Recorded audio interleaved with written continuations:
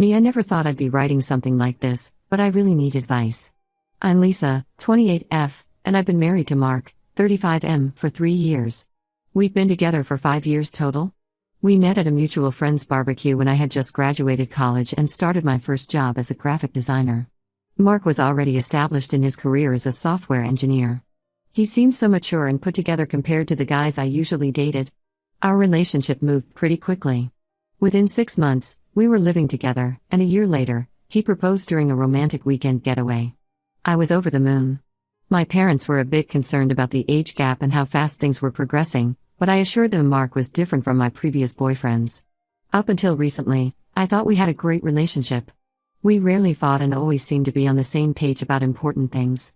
Mark could be a bit controlling at times, insisting on managing our finances, getting upset if I went out with friends without him, but I chalked it up to him being protective. I'm currently 32 weeks pregnant with our first child, a little girl. We were both so excited when we found out I was expecting.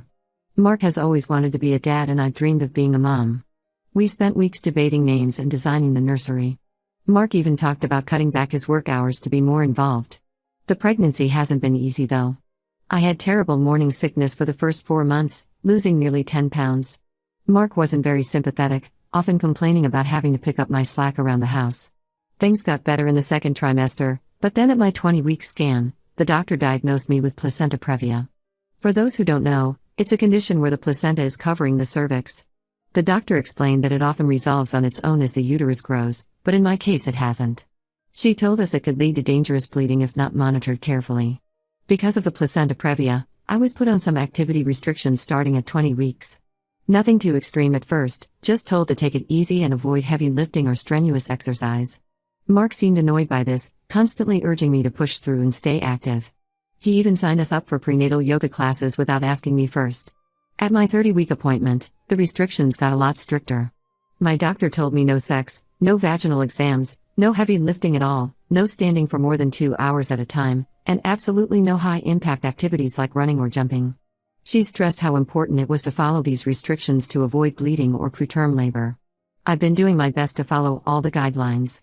It's not easy, especially since I normally lead a pretty active lifestyle. I had to give up my weekly tennis matches with friends and stop volunteering at the local animal shelter. But I know it's what's best for the baby. The problem is, Mark doesn't seem to understand or care about the restrictions at all.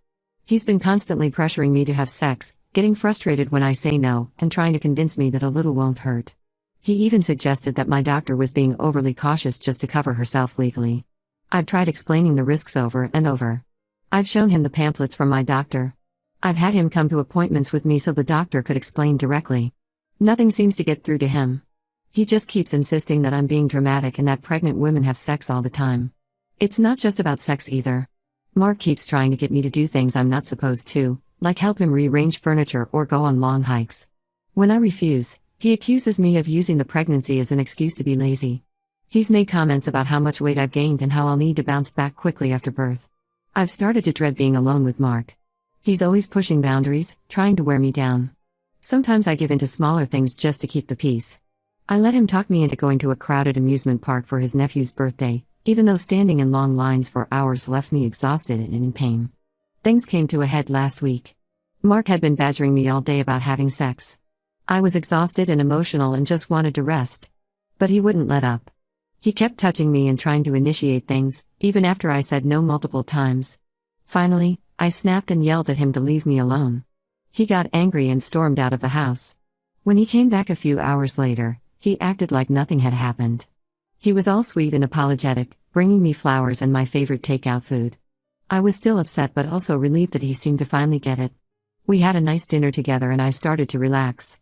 But then as we were cleaning up, Mark suddenly grabbed me and started kissing my neck. Before I could even process what was happening, he had pushed me up against the counter and was grinding against me. I froze up, not sure how to react. A part of me was scared to push him away and make him angry again. So I just stood there as he kept going.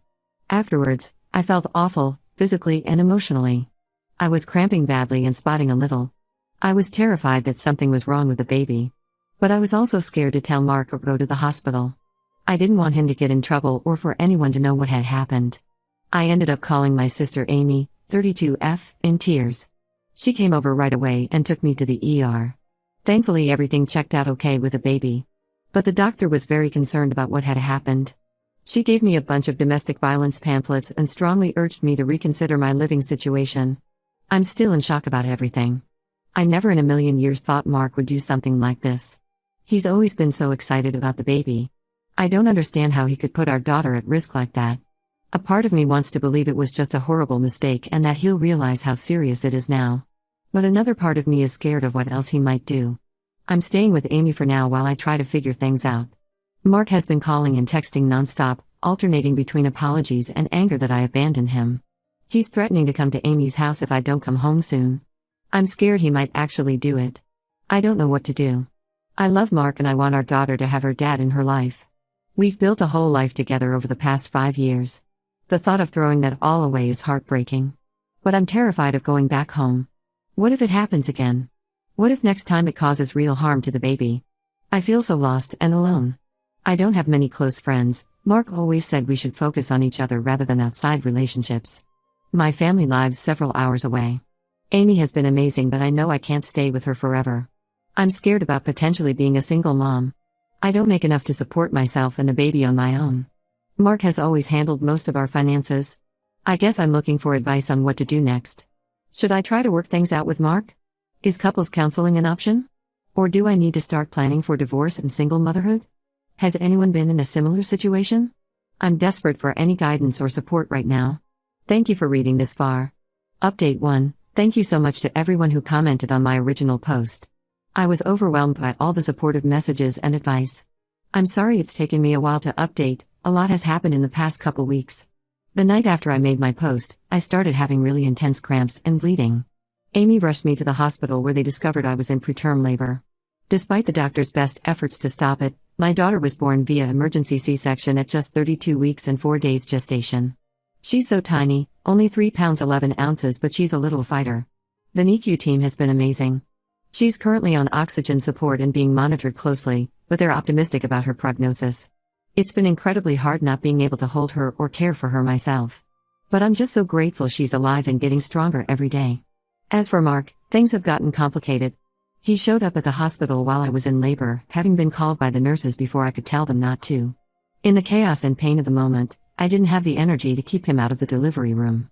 A part of me was honestly glad to have him there holding my hand. For the first couple days after the birth, Mark was attentive and emotional, constantly by my side or at NICU. He kept apologizing and swearing he would change. In my postpartum haze, I started to wonder if maybe we could work things out after all. But then reality set in. Mark started pressuring me to come home with him, saying the baby needed us to be a united family. When I hesitated, he got angry and accused me of trying to keep his daughter from him. He even threatened to get lawyers involved if I didn't stop playing games. That's when I snapped out of it and remembered why I left in the first place. I realized I couldn't trust Mark to put our daughter's needs first. With the help of a hospital social worker, I filed for an emergency protective order. Mark is allowed supervised visits with a baby in the NICU, but he can't contact me directly. The social worker also put me in touch with a domestic violence support group. Talking to other women who've been through similar situations has been eye-opening. I'm starting to see patterns in Mark's behavior that I never noticed before, or maybe just didn't want to admit. I've also retained a lawyer to start divorce proceedings. It's not what I wanted, but I know it's necessary to protect myself and my daughter. My parents have been incredibly supportive, helping me financially and offering for us to live with them once the baby is discharged. The hardest part has been dealing with Mark's family. His parents and siblings have been calling nonstop, leaving voicemails accusing me of tearing apart their family.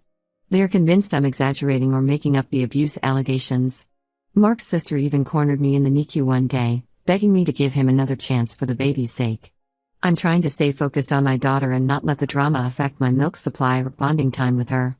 The NICU nurses have been wonderful about enforcing visiting hours and making sure I have privacy when I need it. They've even offered to testify about Mark's behavior if needed for the custody case. Physically, I'm still recovering from the C-section. The incision got infected, so I'm on antibiotics and having to go in for wound care every few days. It's been a struggle to find time for self-care between pumping milk for the baby and dealing with legal stuff. But Amy has been a godsend, bringing me meals and helping with household chores. Emotionally, I'm all over the place. Some days I feel strong and empowered, ready to take on whatever challenges come my way. Other days I'm overwhelmed with guilt and doubt, wondering if I'm making the right choices for my daughter. The hormones and sleep deprivation aren't helping. I'm still processing everything that's happened. Some days I can barely believe this is my life now. But seeing my daughter's tiny face gives me the strength to keep going.